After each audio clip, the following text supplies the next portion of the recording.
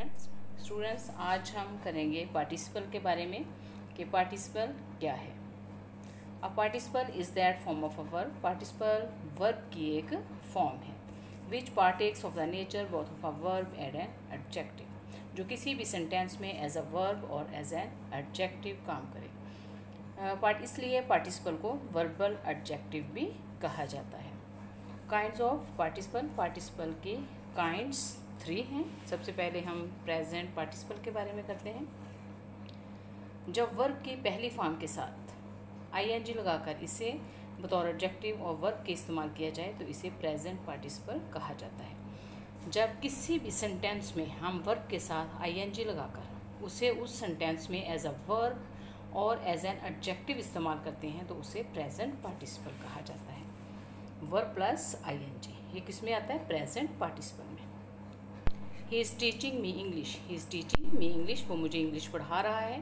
Teaching क्या है? Present participle है। और यहाँ पे इसका काम क्या है? As a verb. यहाँ पे क्योंकि he is teaching me English, वो मुझे इंग्लिश पढ़ा रहा है, यहाँ काम एक्शन हो रहा है, ठीक है। तो यहाँ पे इसका फंक्शन क्या है? As a verb. I was reading a novel, मैं एक नॉवल पढ़ रहा था, तो यहाँ पर एक्शन हो रहा है। रीडिंग क्या है? As a verb. ये पार्टिसिपल है, प्रेजेंट पार्टिसिपल है, और यहाँ पे इसका फंक्शन क्या है? As a verb. This is an interesting book. This is an interesting book, ये एक दिलचस्प किताब है।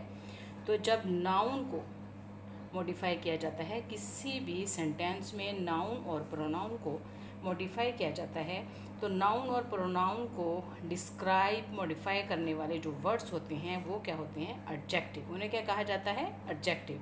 Describing words are called adjective. और डिस्क्राइब किसको किया जाता है? नाउन को या फिर प्रोनाउन को। यहाँ पर किसकी बात हो रही है? बुक की बात हो रही है। बुक के बारे में बताया जा रहा है कि ये एक इंटरेस्टिंग दिलचस्प बुक है। तो इंटरेस्टिंग क्या है? प्रेजेंट पार्टिसिपल है, और यहाँ पे इसका फंक्शन क्या है? As an adjective. I like smiling faces, मैं मुस्कुराते हुए चेहरे पसंद करता हूँ। यहाँ पे फेसेस की बात हो रही है कि किस किस्म के मुझे फेसेस पसंद हैं? स्माइलिंग, मुस्कुराते हुए। तो यहाँ पे प्रेजेंट पार्टिसिपल का फंक्शन क्या है? As an adjective. Do not pluck the blooming flowers, के जो खिलते हुए फूल हैं उन्हें मत तोड़ें। यहाँ पर फूलों की बात हो रही है कि जो ब्लूम करते हुए फूल हैं, ब्लूमिंग फ्लावर्स जो होते हैं, उन्हें मत तोड़ा जाए। तो यहाँ पर ब्लूमिंग क्या है? प्रेजेंट पार्टिसिपल है, और यहाँ पे इस सेंटेंस में इसका फंक्शन क्या है? As an adjective. Reaching the office, reaching the office, office पहुंचकर।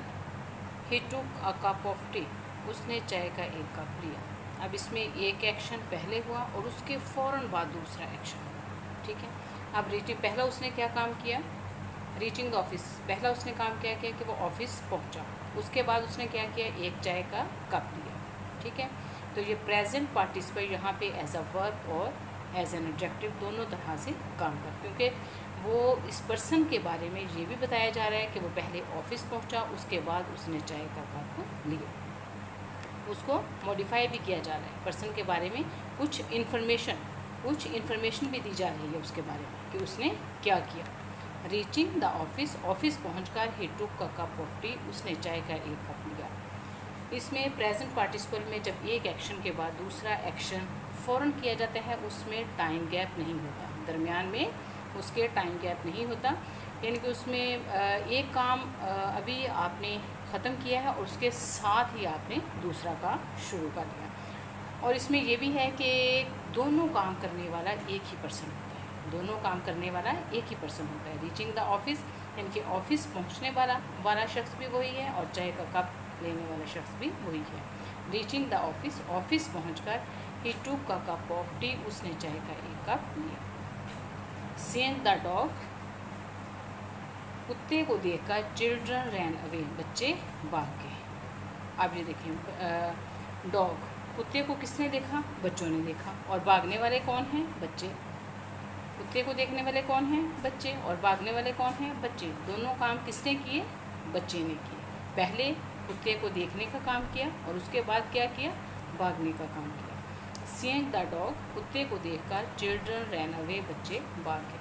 कि जैसे ही उन्होंने कुत्ते को काम देखा, बीच में कोई गैप नहीं है, जैसे ही उन्होंने कुत्ते को देखा फ़ौरन बच्चे भाग गए। ठीक है, यानी कि एक काम के करते ही साथ में दूसरा काम स्टार्ट कर लिया। Seeing the dog children ran away, taking of her shoes, अपने जूते उतार कर शी वेंट टू बेड, वो बिस्तर पर चली गई। शी वेंट टू बेड, वो बिस्तर पर चली गई। अब जैसे हम अपने बिस्तर पर जाते हैं, हम सबसे पहले अपने जूते उतारते हैं, फिर बिस्तर पर लेट जाते हैं, उसमें कोई टाइम गैप नहीं होता। ठीक है, हम अपने जूते उतारते हैं और अपने बेड पर लेट जाते हैं। टेकिंग ऑफ हर शूज़, और ये दोनों काम करने वाली एक फ़ीमेल है। ठीक है, कि जूते भी उसने उतारे और बेड पर भी वही गई, कोई और नहीं है। टेकिंग ऑफ हर शूज़, अपने जूते उतार कर शी वेंट टू बेड, वो बिस्तर पर चली गई। हेयरिंग द नॉइस, शोर सुनकर द बॉय वोक अप, लड़का उठ गया। अब उठने वाला कौन है? लड़का। शोर किसने सुना? लड़के ने। हेयरिंग द नॉइस, शोर सुनकर द बॉय वोक अप, लड़का उठ गया या लड़का जाग गया।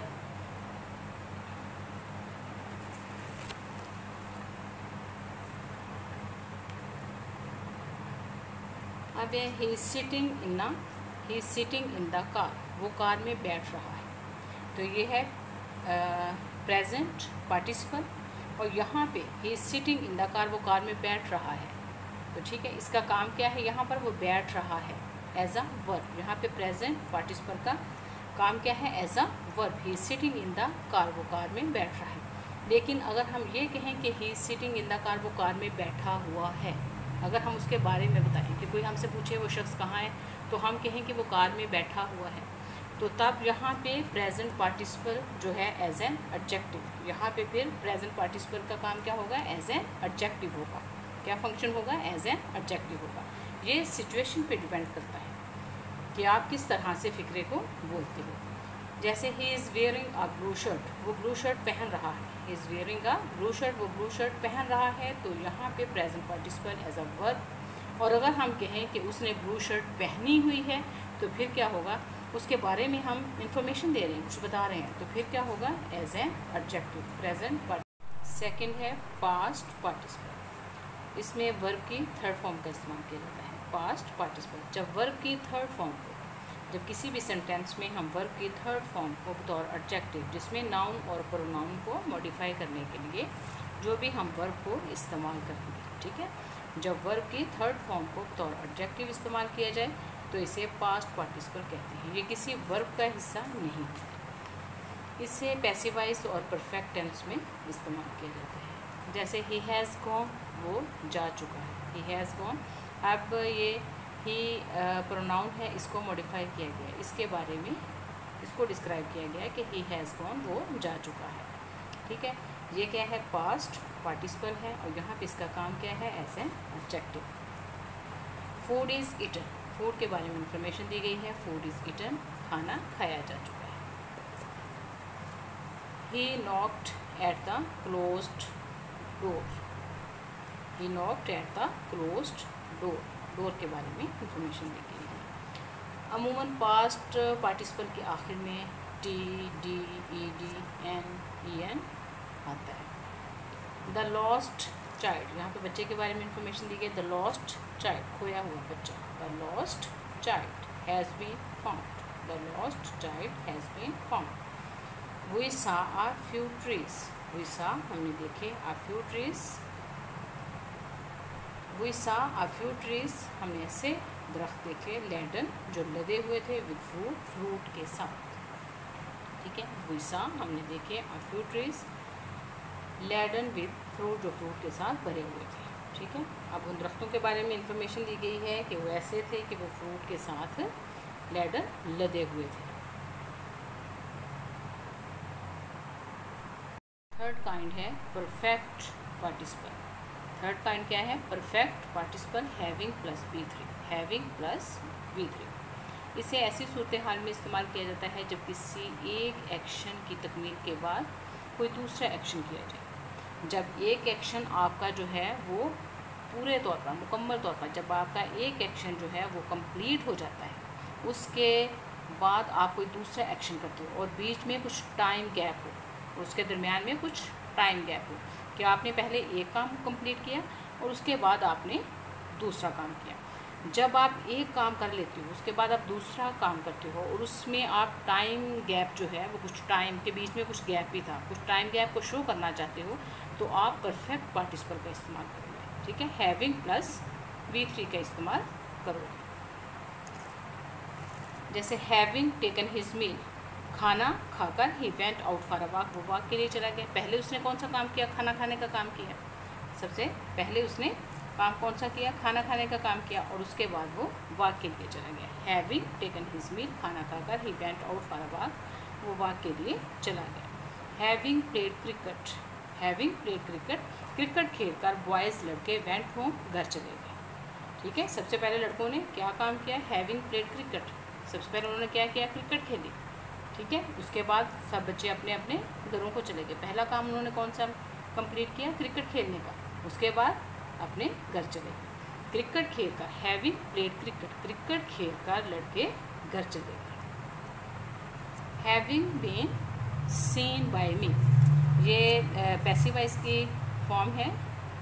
Having been seen by me he started making excuses, मुझे देखे जाने के बाद या मुझे देखकर ही स्टार्टेड मेकिंग एक्सक्यूजेस, उसने बहाने बनाने शुरू कर दिए। हैविंग बीन सीन बाय मी, मुझे देखे जाने के बाद या मुझे देखकर ही स्टार्टेड मेकिंग एक्सक्यूजेस, उसने बहाने बनाने शुरू कर दिए।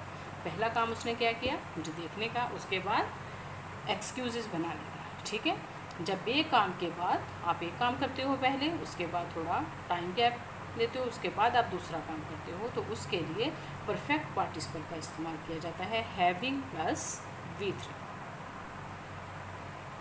ये चार्ट देखें ज़रा, the forms of different participle, different participles की जो शक्लें हैं वो किस तरह से होंगी किसी भी सेंटेंस में। एक्टिव वॉइस में क्या होंगे और पैसिव वॉइस में क्या होंगे। ठीक है, एक्टिव सेंटेंसेस में क्या होंगे और पैसिव में क्या होंगे। प्रेजेंट में लविंग, और प्रेजेंट जब पैसिव वॉइस उसका बनाया जाएगा तो क्या फॉर्म होगी उसकी? Being loved. परफेक्ट में हैविंग लव्ड, और पैसिव वॉइस में परफेक्ट जब बनाया जाएगा हैविंग बीइंग लव्ड, और पास्ट में क्या होगी? लव्ड, और पास्ट में थर्ड फॉर्म इस्तेमाल की जाएगी। ओके स्टूडेंट्स, पार्टिसिपल के बारे में मुझे उम्मीद है कि आपने सीख लिया होगा। अगर आपको मेरी ये वीडियो अच्छी लगे तो इसे लाइक करें, सब्सक्राइब करें और अपने फ्रेंड्स के साथ शेयर ज़रूर करें। अल्लाह हाफिज़।